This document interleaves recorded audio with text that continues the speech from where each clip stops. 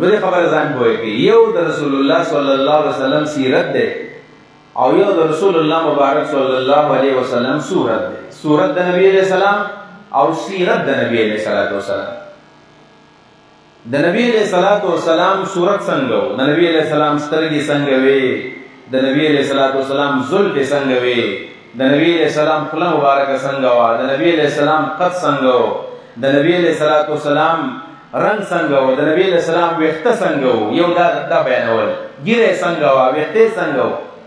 دا د رسول الله صلی الله علیه وسلم صورت دی. دا بالکل بیانول پکار دی چې موږ د نبی علیہ السلام په شان ځان جوړ کړو. صورت د نبی علیہ السلام موږ جوړ کړو چې نبی علیہ السلام شکل مبارک څنګه و. احادیث کې راغلي دي. تورات انجیل کې او په دې آسماني کتابونو کې باقاعده نښې د رسول الله صلی الله علیه وسلم ذکر شوی. یو نښه پکې دا وه چې دا به اسمر اللون به غنم رنګې به ګنددي رنګ والا به تک تور تک سپین تک سور به نه بلکې نبی علیہ السلام به غنم رنګ انساني سور سپین به سور سپین. بلکې نبی علیہ السلام فرمایي لیس بابیض امحقا.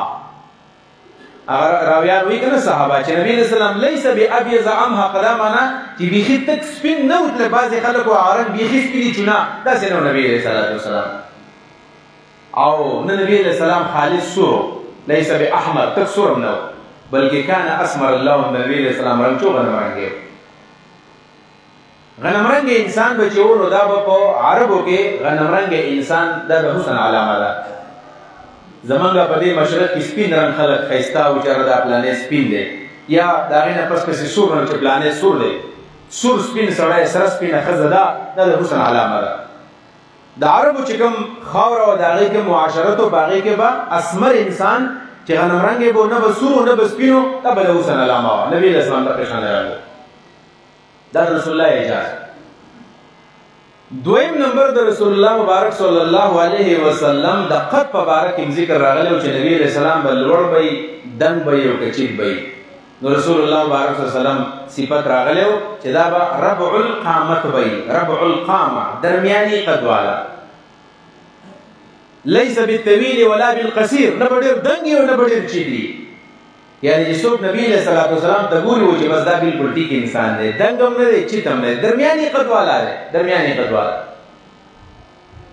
دا تقریبا زه نه یم چې نبی علیہ السلام د انچ او د فوټ په لحاظ باندې دومره خو داسې د 6 فوټه په اندازه کې انسان چې نو دا درمیاني قد والا وي. دا چیت هم نه وي او ډېر دنګ هم نه وي. دی نه چې غټ شي نو هغې ته خلک دنګ وایي. دی نه چې چیت وي خلکو ته چیت وایي. نبی علیہ السلام دغه شانې قد و. حتی چې د رسول الله مبارک د سترګو په باره کې صحابه کرامو مونږ ته ویلي دي چې کان اکحل العینین. اکحل العینین سترګې به تورې سترګې وې رنجوړونې سترګې رنجوړونې څنګه چې خلک رانجه ولګوي او دا تورې ښکاري. نبي علیہ السلام چې رانجه نه ولګولي بیا به هم دغه شانې ښکارېدو. بیا به هم داسې ښکارېدو رانجه لګول. اگر چې رانجه لګول جایز دي رانجه د ښځو دپاره هم جایز دي سړو دپاره هم جایز دي. زنانې خو د دې دپاره به لګوي چې هغه په هغې باندې ښایسته ښکاره کېږي. نارینه به په دې نیت باندې لګوي چې د دې فایدې دي. نبي علیہ السلام فرمایي یو دا دی چې دا یجلي البصر دا د انسان نظر روښانه کوي نظر تیزوي. رنجو کې دا فایده ده. او دویم فایدې دا د ینبت الشعر دا د ویښته دا باڼه او دا وریځې دا راغټوي. دا د رنجو فایده ده. دا رنجه د دې لپاره یو قسم دوایي ده. او بیا د هغې ښه طریقه دا ده چې دا سړی د شپې ولګوي او تاق ولګوي. نبی علیہ السلام طریقه دا وه چې ماښام به سملاستو نو 3 سلاین به په سترګو کې لګول 3 تاق.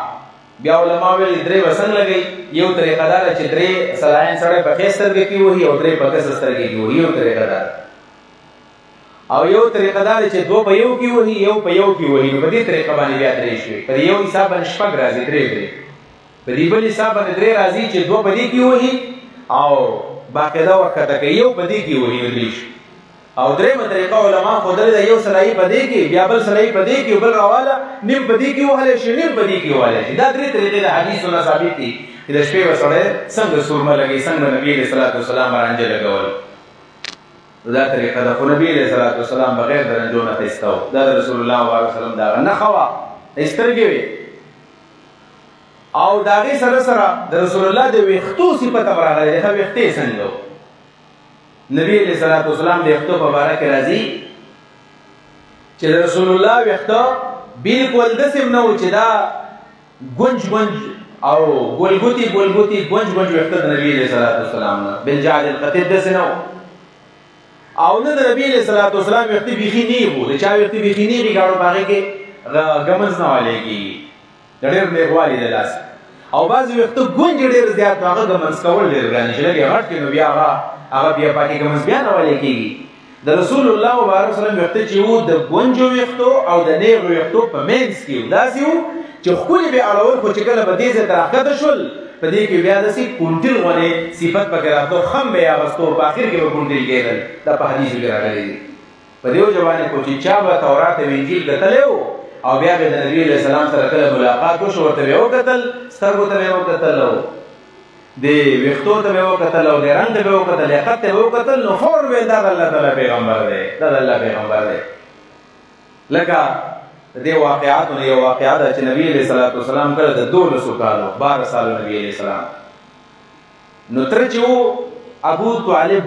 ابو طالب اگر چې د شرک په زمانه کې تللی دی او د شرک په حالت کې تللی دی دنیا نه موږ یې ځکه نوم په قدر باندې الو چې د پیغمبر علیه الصلاة والسلام سره مینه کړې ده نور چې هر څنګه دی الله پوهېږي او د پیغمبر حفاظت یې کړی دی پیغمبر له مینه ورکړله موږ یې په بې ادبۍ نوم نه الو هغه په هر طریقه باندې دنیا نه تللی ابو طالب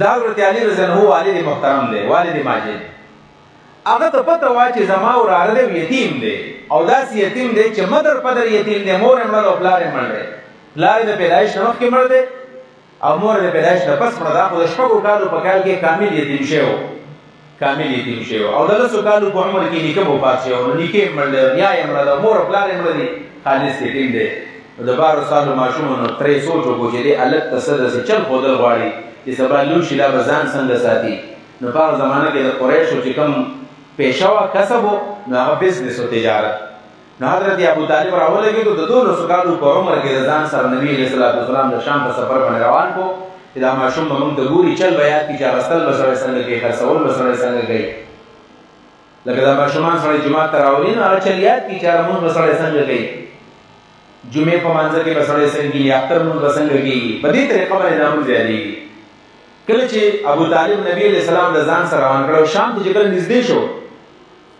نو شام ته نږدې یو ځای دی بصرا په نوم باندې بصره نو بصرا په مقام کې دوی روان دي په لار باندې څه خلک ولاړ دي ورته وایي چې تاسو یو کلي باندې تېرېدل نو خلک ورته ویل چې تاسو دلته یو پیر دی یو راهب دی او هغه تاسو غواړي چې راشي دوی حیران شو چې موږ خو څوک پېژنو نو موږ څه غواړي وی دي چې کله ابو طالب دی او دا ملګري ورسره دي کله چې رانږدې شول نو چې ګوري نو دا راهب د خپلې ګرجې نه بار ولاړ دی دا راهب د ګرجې نه بار چا هم چېرته نه و لیدلی دا په دې ګرجه کې دننه و عیسایانو ما وویل چې دې کې رحمانیت ډېر زیات و په دې ګوټونو کې به ناست د ده خپل نوم دی جرجیس یې نوم دی په بحیرا باندې مشهور دی بحیرا راهب جرجیس بحیرا نو دا راوتی دی ابو طالب دومره هوښیار انسان وی ده ورته وایي چې دننه راځئ وی ده د خپل وراره چې و دا نبي علیه الصلاة والسلام ماشوم د 12 کاله دی بار کېنو څه ملګرو ته ویل تاسو کېنئ موږ دننه ورځو چې څه خبر دی نو موږ هلته سوال جواب وشي دا خیال راسې نه زما د وراره ته څوک تکلیف ونه رسوي یا خو ډېر ناشنا ماشوم و نو چې دننه کله ورغلل تپوسونه یې ترې وکړل ستا څه نوم دی او ته څوک یې او ته څوک یې د بحیرا راهب وروسته ورته بیا قصه کړې ده چې ما تاسو ولې راغوښتلي یئ و چې کله تپوسونه وکړل نو دې ته یې ویل چې ستا سره بل څوک نه و بل څوک دسه نه و وی هغه ورته چې څوک خو راسه نشته ویل نه څوک به درسره بل و څوک ماشوم درسره یې بار هم کېنولی ویل جاوجي یو ماشوم راسره بار دی وی چې هغه هم دننه راولی نبي علیه الصلاة والسلام یې دننه راوست که شرعي هلک دی کېناستو چې بحیرا راهب ورته د سترګو ته وکتل او د ویښتو ته د رنګ ته ویل دا ماشوم دې څه دی ویل دا مې وراره دی ویل پلار یې مړه دی مور یې مړه ده دا نښې کومې نښې چې راغلې وې په تورات انجیل کې راغلې وې نو دا یې معلومات یې وکړل بعضې روایتو کې راځي چې ملا باندې ولې لاس ووهو چې مهر مې نه بل پې لګېدلی دی که نه دی لګېدلی چې کله دا ټولې نښې کله هغه د دې تصدیق وکړو نو بیا ورته وایي وایي چېرته روان یې تاسو ویل موږ شام ته روان یو ویل ته چېرته مځې لاړ شه په تا کې مې کار جوړ دا ماشوم شام ته مه بوځه د ځان سره د نبي علیه السلام د ځان سره مه بوځه ویل دا الک ما تخکاری چې دا د آخر زمانه پیغمبر دی، دا نبی آخر زمان دی. لہذا داسې وکړه چې دا ماشوم د ځان څخه شام ته مه بوځه. په شام کې یهود دي او که ده ته یې وکتل هغوی ته نښې معلوم دي، دا ماشوم یې دله وژلی، یا د دې پیغمبر کلک دشمنان دي، مې بوځه د ځان سره او دا د دې ځای نه واپس کړه. نو ابو طالب راولګېدو، ملګري یې ورسره کړل، دی واپس راولېږو او لاړو شام. د هغوی بیا خپل تجارتي سفر وکړو. دا هغه پیغمبر دی، د ده باقاعده صورت راغلی دی. دا صورتونه دي. خو سیرت څه ته ویلی کېږي؟ د سیرت ډېر تعریفونه علماو کړي دي، خو صحیح تعریف یې دی من میلاد النبی صلی الله علیه وسلم الی وفات النبی صلی الله علیه وسلم. د نبی علیہ السلام د میلاد او د پیدایش نه والا تر د نبی علیہ السلام د مرګ پورې دا 63 سال ژوند سیرت النبی دی. 63 سال ژوند سیرت النبی. نو په دې میاشت کې به سړی څه بیانوي؟ د پیغمبر صورت او د پیغمبر سیرت. پیغمبر ګاون څنګه کړی دی نو دا ووایه. پیغمبر علیہ الصلوۃ والسلام عدالت څنګه چلولی دی نو دا وبیانو. نبی علیہ الصلوۃ والسلام حکمرانی څنګه کړی دی نو دا وبیانو. نبی علیہ السلام بازار څنګه جوړ کړی دی دا وبیانو. نبی علیہ الصلوۃ والسلام څنګه پلارو، نبی علیہ السلام څنګه خاونو، نبی علیہ السلام څنګه گاونډیو، دا ټولې خبرې بیانول دي سیرت النبی صلی الله علیه وسلم.